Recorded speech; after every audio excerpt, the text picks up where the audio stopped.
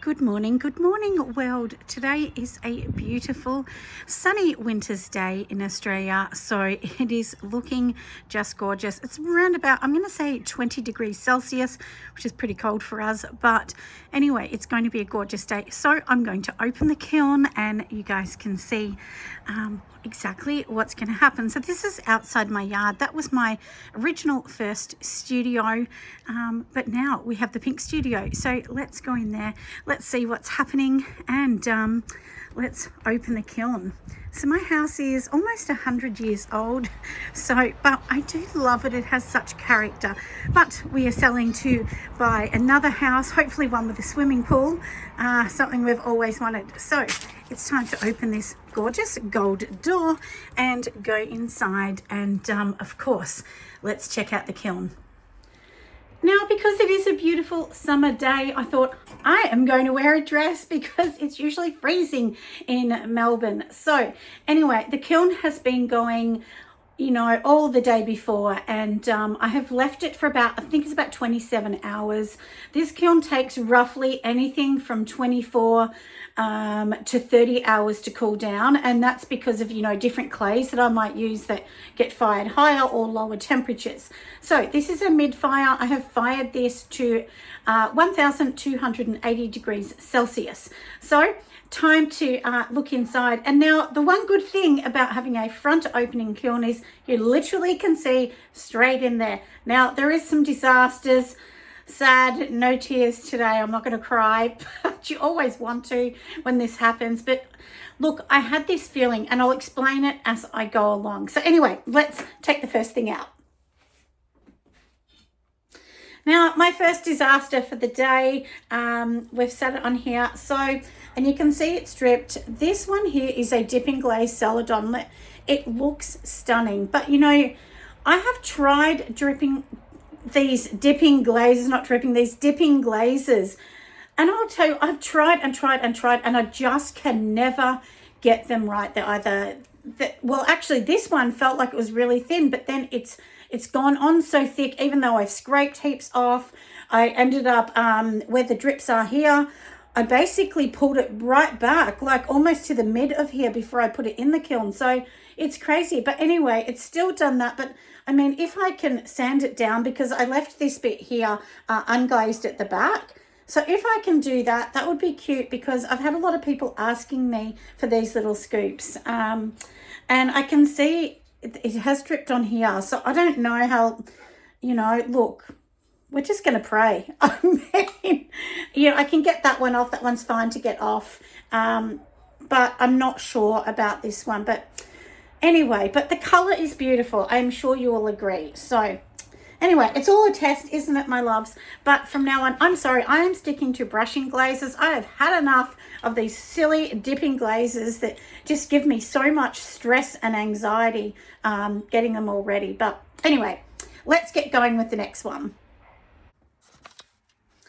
Now, I wanted to show you these. These are absolutely darling.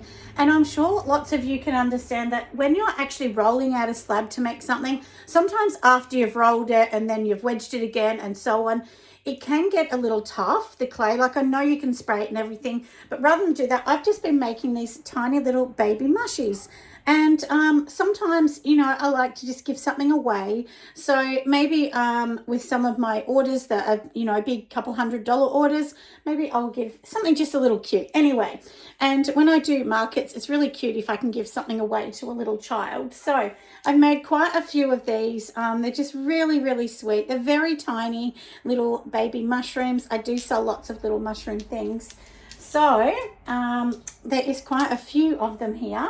And I've just and these are great because you can just put them in the little spaces.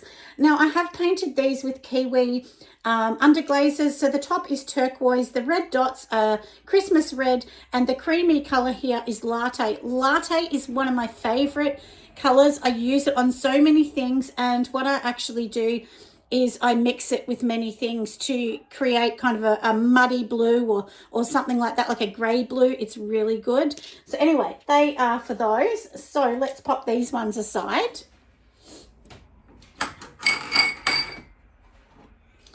A cup of tea in the middle. And now let's get going with the others. So these were the ones that I did do a video. I'm not sure if I even posted the video yet, but basically what I did is just wiped all these back.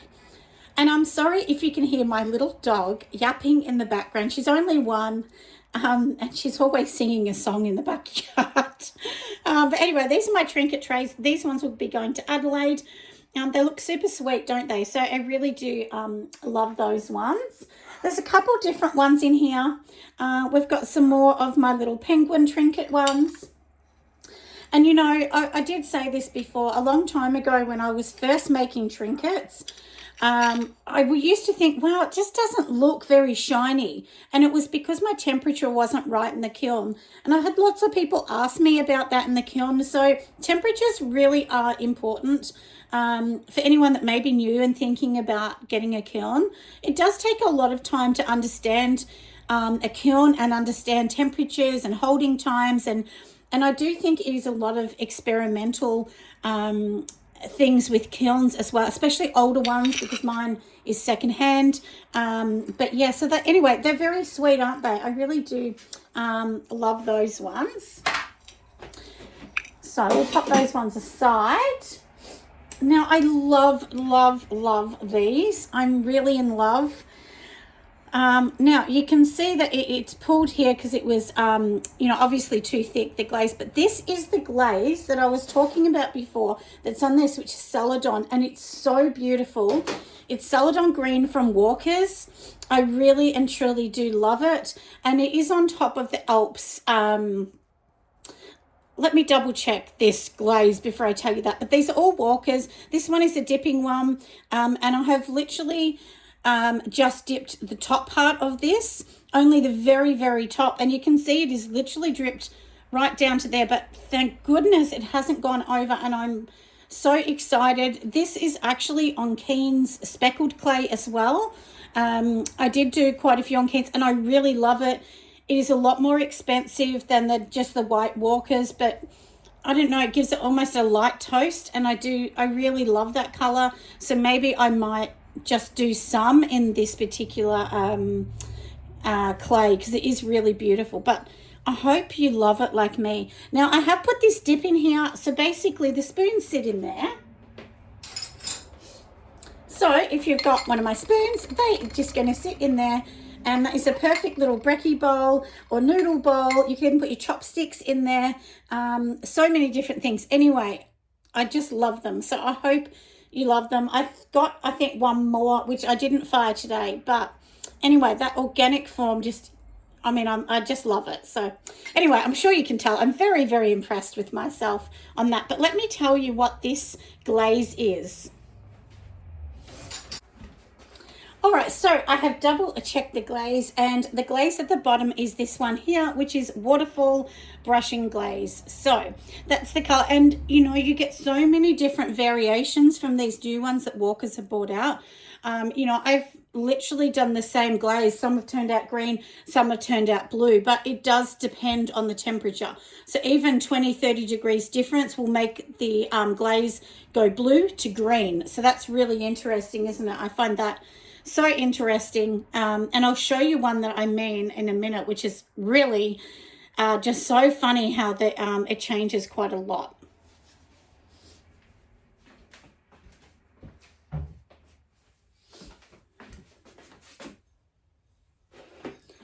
Now, once again, here is another one. Isn't it gorgeous? So like I said, we have two of these, and the top is the Celadon over Keen's speckled mid-fire clay, and then of course the waterfall on the bottom, which is like a satiny kind of finish, but it's just so nice. And I don't mind that it's thicker and pulling in there. I kind of like that thickness, but I mean, it's beautiful. I'm really proud of myself. So I have only been, you know, making things on the wheel since January this year. So it's really not that much time. I hadn't ever been on the wheel before.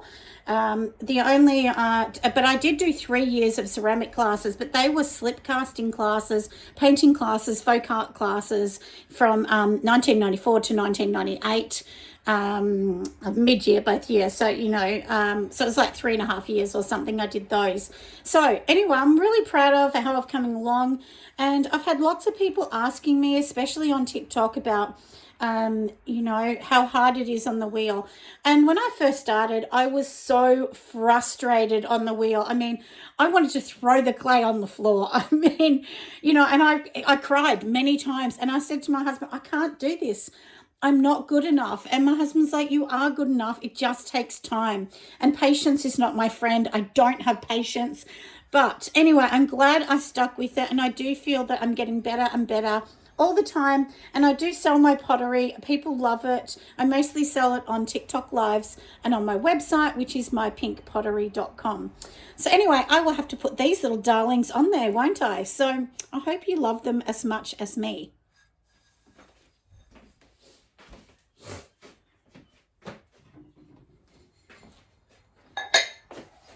So there they are. There's the two of them. Of course, the forms are a bit different. I don't feel that my skill level is there to be able to make them exactly the same. Although when I make the smaller bowls, the 300-gram bowls, I do feel that I can get them pretty similar. But anyway, I wasn't really trying to get these done. It was the last bit of recycled clay, and I just thought, look, let's just make something different. So anyway, I'm super excited with those, and I do have one more that's going to go in the kiln that I haven't popped in the kiln yet. But anyway, these turned out lovely.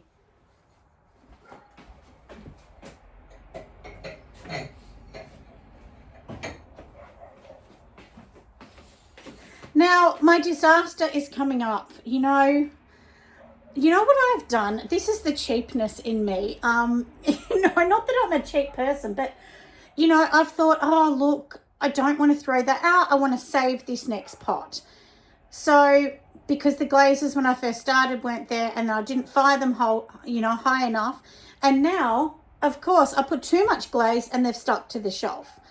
So, you know, look, I am learning. I'm getting it. I think, note to self, sometimes pottery doesn't work and you need to just get rid of it. Sometimes it's not worth trying to fix. Whoops. Now, I have got lots of, you know, I actually had repainted the shelves with kiln wash. So I'm hoping this is going to help. Oh, thank goodness it does.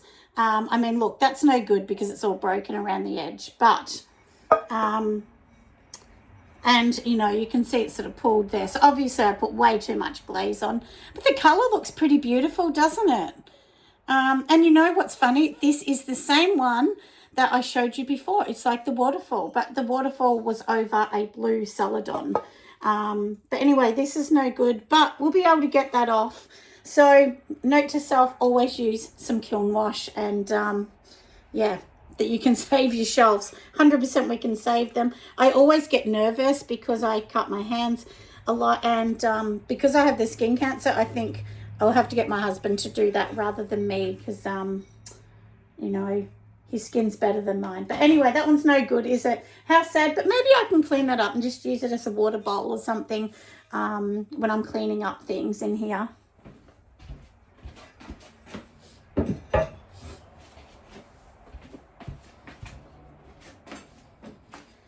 Now, this is so interesting. See how green this is? Isn't this funny? So, you know, basically with this glaze, you can get green or you can get blue. And this has turned out green. So the green can turn a bluey green or a greeny green. You just don't know. Anyway, so we're just going to get it off these. So I popped it on that so that I could glaze the bottom and top. So even though it is pulled a little bit of that off, I mean, I don't know, it's very thick and I'm not loving it, so I might actually refire this one and just see, because it feels quite lumpy and just not beautiful. But anyway, you know, I'll show you. And this is the same glaze as this, so you can see that this has reached a higher temperature with the blues and this is not. And this was sitting right at the very front, so yeah, so anyway, we will redo this one, I think. So there's a couple redos in here. Now I'll show you this one. Hasn't it turned out beautiful? So these are part of my European cherry ones that I did. And I painted with the cherry. So I painted with mint green, and I always add a tiny bit of black to the mint green. Kiwi glazes, Christmas red. I've used latte underneath the cherry to make it look a little more realistic. Hopefully you can kind of see that. And then I put a little bit of black in the red again and done edges so that it gives a bit of a shadow. And then I have just done the green red around the edge, which is like a, you know, I see a lot of European bowls, ones that are made in Italy mostly, have that kind of beautiful edge, and I really do love that fun edge. So, and I did do a live the other week, and I sold nearly all of the bowls that I did. The other ones that I did do had this green, but I think I do prefer having the red as well. It just allows it to pop a bit more. But anyway, this one will go on the shelf. We will sell this. I know someone is absolutely going to love this. Now this glaze here, just so everyone knows, is this one here. It is Blue Mountains, and it's a matte. But if it gets to a really good temperature, it almost has like a satin blue edging on it, which is so nice. So that's what I said. The other spoon just didn't reach the heat, so I'm going to pop the other one back in with the next run that we will do later on today, because it is a constant thing with this one. Keep going. So anyway, I hope you love it.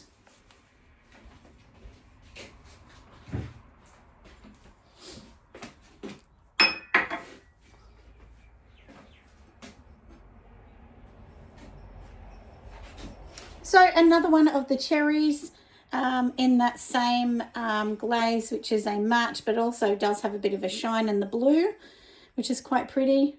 And once again, the gorgeous cherries that I've hand painted with kiwi underglaze. So I always use kiwi underglaze. Got some more little trinkets. So we do have this little sweet one. To get this, my husband actually made me some 3D mold presses, which I press into the clay, and you know, and then once it's fired once to bisque, then I just rub over with the kiwi underglaze, wipe it off neatly, and anyway, and then it looks beautiful. So that one will go with me to the Adelaide show. I did a couple more refires of these because before the temperature was not right. So these are just little ring dishes. So we have a couple of these. So these ones are all looking cute.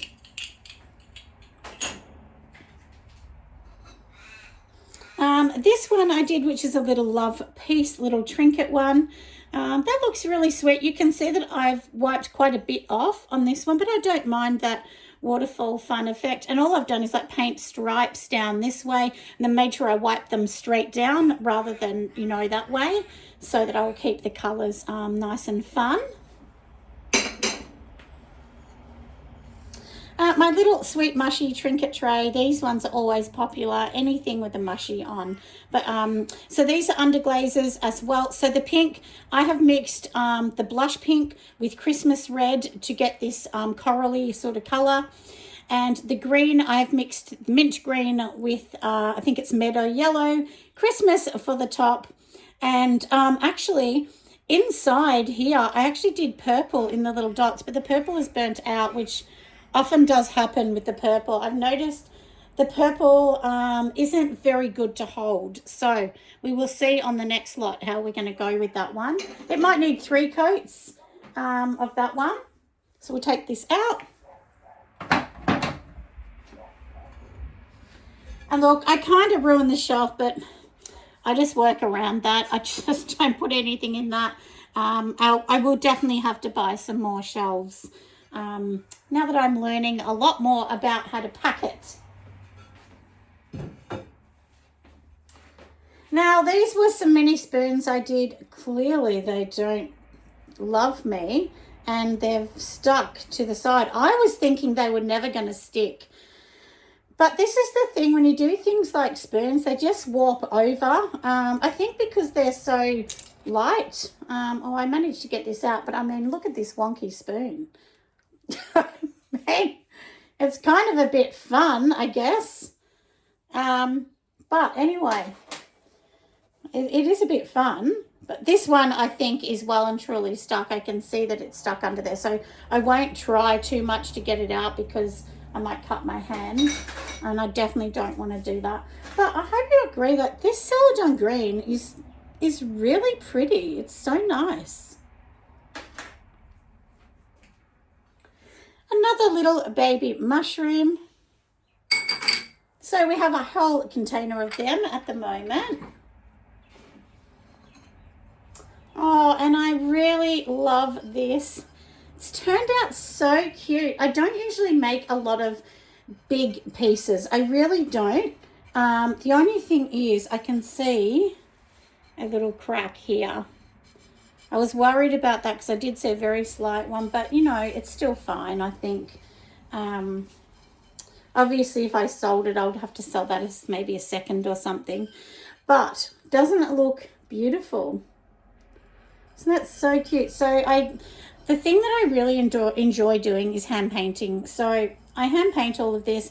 These little presses here, this is actually a shell, like a natural shell. It's an urchin shell. And I've just pressed it in there and then just did a light rub with a blue, with a slate blue that's been watered down. And then on the outside, it's the same glaze that we've used before. And like I said, you can see the blue edging, how it does the green and blue when it reaches the higher temperature. So super sweet. Then the next one, we have some of these. We did take some of these out last week. I think these are the Keen's speckled clay. Then I've hand painted them in turquoise and red. And of course, we have done the glazing on the inside. This is a Walker's glaze. This is from their new collection as well. I think this one's called Alps on the inside, which is really sweet. I will actually pop down in the description. I'll put all the different, you know, glazes that I've used so that you guys can see and link it in. And then we do have another one. So they're all my little love heart ones. So they've turned out super cute. And, oh, look how cute this turned out. So this was a celadon. I was worried about this dripping. And I mean, look, it has come right to the edge. But I did bring it all the way back here. So I really did bring it very high back. So this is just a tiny little glaze. I was, little vase, sorry, I was playing around with. I've got a few of these. So maybe I'll try a few and we will see what happens. But it's quite pretty, isn't it, in that celadon green? I quite do like it on a speckled clay. You can see those gorgeous little specks come through as well. Yeah, that's quite sweet. I quite like it.